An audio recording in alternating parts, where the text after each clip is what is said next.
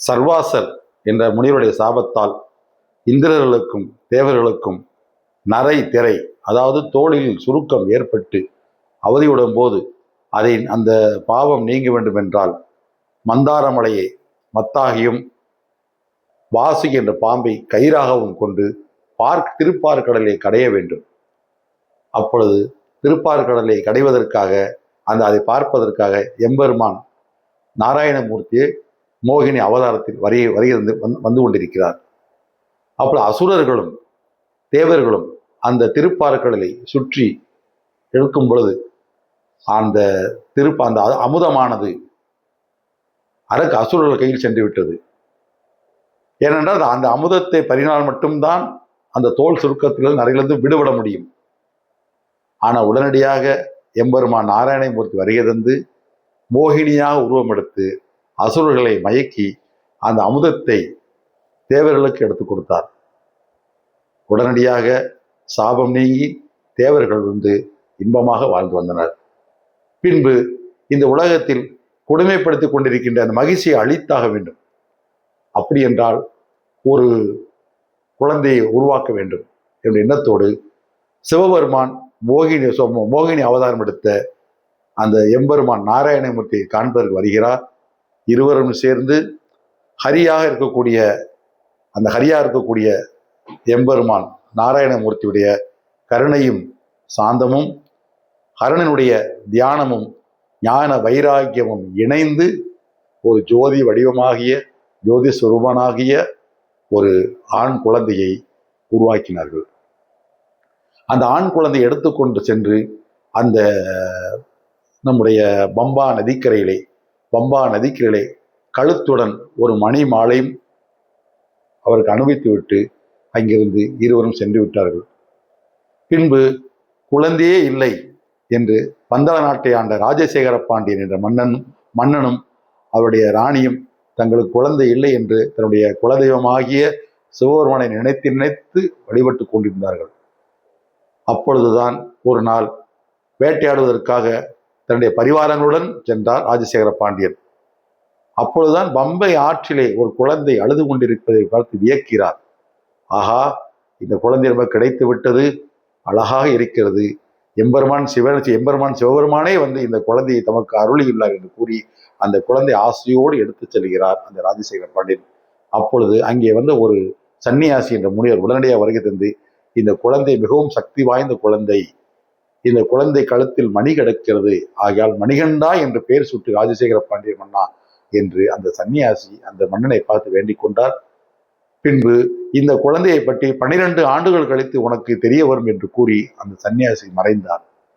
உடனடியாக அந்த ராஜசேகர பாண்டியன் அந்த குழந்தையை எடுத்துக்கொண்டு வந்து தன் அரண்மனையில் தன்னுடைய ராணியை பார்த்து, அழகான ஆண் குழந்தை நமக்கு கிடைத்துள்ளது, எம்பெருமான் அந்த சிவபெருமானே நமக்கு அந்த குழந்தையை கொடுத்துள்ளார் என்ற மகிழ்ச்சியோட சந்தோஷத்தை அந்த காட்டில் நடந்த விவரத்தை மனைவியிடம் கூறியவுடன் மனைவியும் மிகவும் சந்தோஷப்பட்டு அந்த குழந்தையை சீராட்டி பாராட்டி அழகாக வளர்க்கிறார்கள்.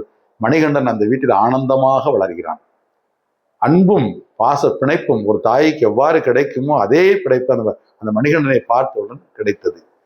இவ்வாறு மணிகண்டன் காலம் செல்ல செல்ல அழகாக ஒரு குருகுலம் செல்கிறான். அந்த குருகுலத்திலே ஒரு முனிவரிடம் குருகுலத்தை கேட்கிறான். இவன் தெய்வீக குழந்தையை போல காட்சியளிக்கிறான் என்ற அந்த குரு அப்பா, உனக்கு அழகாக நான் கற்றுக் கொடுத்து விட்டேன் என்று கூறியவுடன் உடனே மணிகண்டன் உங்களுக்கு நான் என்ன கொடுக்க வேண்டும் என்று கேட்டவுடன் உடனடியாக என்னுடைய பார்வையற்ற மகன், பேசும் திறமையற்ற என் மகன் இருக்கிறான், அவனுக்கு அந்த பேச்சு திறமையும் பார்வையும் தந்து அருள வேண்டும் என்று கூறியவுடன் ஸ்ரீ மணிகண்டன் அருளால் அவனுக்கு பார்வையையும் அந்த பேசக்கூடிய திறனையும் கொடுத்து அருளியவள் எம்பெருமான் ஸ்ரீ ஐயப்பன். பின்பு ஒரு சமயம் அந்த பந்தள மகாராணி மருவும் அவளுக்கு ஒரு குழந்தை பிறக்க ஆரம்பிக்கிறது. அவள் கருவுற்றி இருக்கிறாள். அதை பார்த்தவுடன் மகிழ்ச்சி மணிகண்டனுக்கு, தன் தாய் கருவுற்றி இருக்கிறார் மகிழ்ச்சி, அப்படின்னு குழந்தை பிறக்கிறது. அந்த குழந்தைக்கு ராஜராஜன் என்று பெயர் சூட்டுகிறான் பந்தளராஜ மன்னன். மணிகண்டனும் அந்த ராஜராஜன் மீது அன்போடு இருக்கிறார். இவ்வாறு சந்தோஷமா காலங்கள் சென்று கொண்டிருக்கின்றன. அந்த பந்தள நாட்டில் இருக்கக்கூடிய அந்த பந்தள நம்ம மந்திரி அவருக்கு மணிகண்டன் அடுத்த ஆட்சி பீடத்தில் அமர்ந்து விட்டால் மிகவும் நமக்கு துன்பமாக ஆகிவிடும் என்ற ஒரு தவறான முடிவை எடுத்து எப்படியாவது அந்த மகாராஜனுடைய மனதை மாற்றி நாம் ராஜராஜ சோழனுக்கு நாம் முடிசூட்ட வேண்டும். மணிகண்டனை எப்படியாவது கானகத்திற்கு சென்று எப்படியாவது அவனை கொலை செய்ய வேண்டும், கொன்றுவிட வேண்டும் அப்படின்னு நினைக்கிறார். உடனடியாக எப்படியாச்சும் அந்த மகாராஜனுடைய மனதை மாற்றி, வேண்டாம், சொத்துக்கள் எல்லாமே அவனுக்கு மணிகண்டனுக்கு போய்விடும், உன் பிள்ளை, உனக்கு பிறந்த பிள்ளை ராஜராஜன் எப்படி நாட்டை ஆள முடியும் என்று மனதை மாற்றுகிறார்.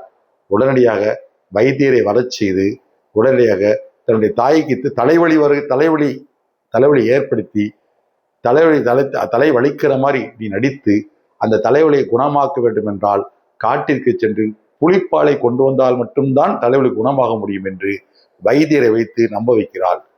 உடனே மணிகண்டனுக்கு தாயிடம் சென்று என்னம்மா என்று கூறியவுடன், இந்த மாதிரி எனக்கு தலை வலித்துக் கொண்டிருக்கிறது, ஆகையால் அந்த புலிப்பாலை கொண்டு வந்தால்தான் தலைவலி குணமாக முடியும் என்று வைத்தியர் கூறிவிட்டார். சொன்னவுடன் தாய்க்காக உடனடியாக அவன் புறப்பட தயாராகிறான். ஆனால் பந்தல மகாராஜா ராஜசேகர மன்னனுக்கு தன்னுடைய மகனை காட்டிற்கு அனுப்புவதற்கு மனமில்லை. வேண்டாம் வேண்டாம் என்று கூறுகிறார்.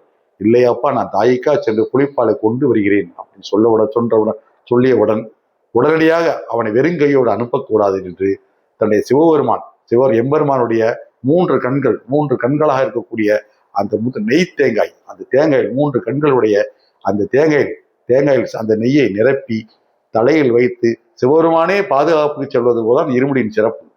அந்த இருமுடியில் முன்முடியில் இருக்கக்கூடிய நெய்க்கை அடைக்கிறோம் அல்லவா, அதுவெல்லாம் சிவபெருமான் பாதுகாப்பாக அந்த தலையில் உட்கார்ந்து கொண்டிருக்கிறார் என்று அர்த்தம்.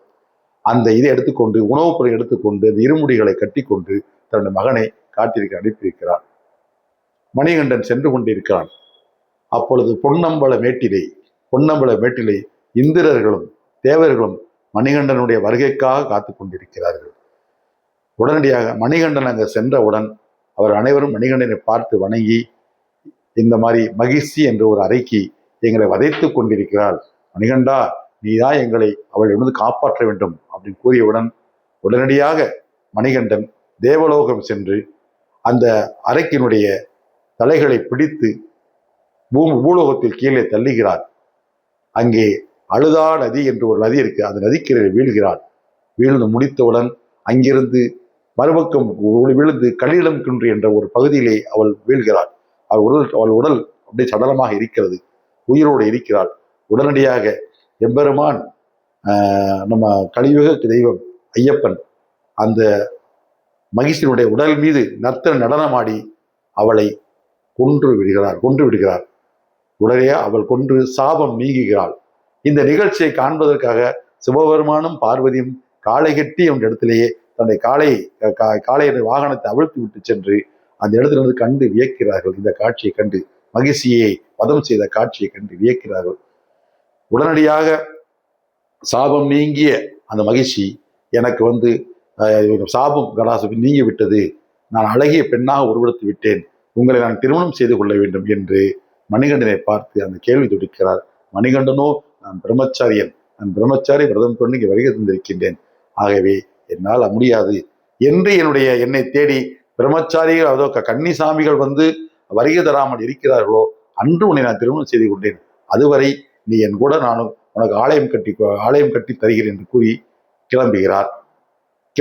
உடனடியாக நேரத்தை இந்திரர்களும் இந்திரனை பார்த்து, நான் வந்த காரியம் நிறைவேறிவிட்டது, என் தாய் தலைவலியால் துடிவித்துக் கொண்டிருக்கிறார், அவளை காப்பாற்ற வேண்டும் என்றால் எனக்கு புலிப்பால் வேண்டும் கூறியவுடன் இந்திரன் ஆண் புலியாகவும் அங்கே இருக்கக்கூடிய தேவதைகள், அந்த இந்திர தேவதைகள் பெண் புலியாகவும் மாறி அங்க இருக்க நம்ம பெண் புலியாகவும், அவர் தேவர்கள் புலிக்குட்டியாகவும் உருவெடுத்து ஆண் புலியிலே அமர்ந்து கொண்டு அரண்மனைக்கு வருகிறார். பந்தள நகரத்துக்கு வருகிறார், அரண்மனைக்கு வருகிறார்.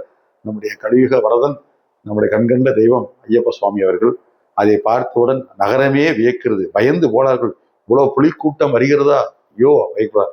அரண்மனைக்கு வந்தவுடன் அனைவரும் பார்க்கிறார்கள், ஐயோ தெய்வ குழந்தையா என்று கூறியவுடன் அங்கே இருக்கக்கூடிய சன்னியாசி, எப்பொழுது 12 ஆண்டுகளுக்கு முன்னாடி ஒரு சன்னியாசி எவ்வாறு தோன்றினாரோ அதே சன்னியாசி மீண்டும் வருகை தந்து அந்த ராஜசேகரன் கூறியவர், நடந்த உண்மையை தெரிந்ததா, 12 வருடங்கள் கழித்து என்னுடைய அருமையை புரிவீர் என்று நான் கூறினேன் அல்லவா, இப்போ நடந்திருக்கிறது என்று அந்த முனிவர் கூறிவிட்டு மறுபடியும் மறைந்தார்.